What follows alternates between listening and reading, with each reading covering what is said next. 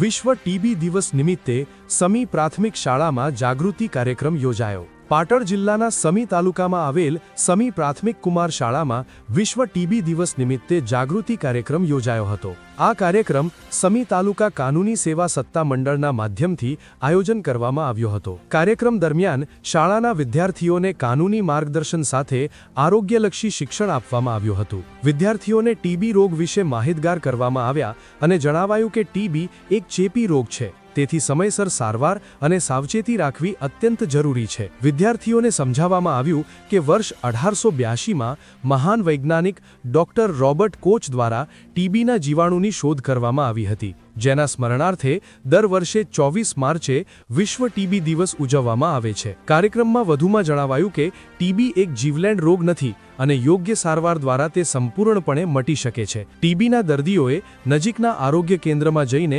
નિયમિત સારવાર લેવી જરૂરી છે। સરકાર દ્વારા પણ ટીબીના દર્દીઓને સારવાર માટે આર્થિક સહાય આપવામાં આવે છે। આ કાનૂની શિબિરના માધ્યમથી લોકોમાં ટીબી અંગે જાગૃતિ ફેલાવવાનો પ્રયત્ન કરવામાં આવ્યો હતો। રિપોર્ટર દશરથ ઠાકોર, સમી।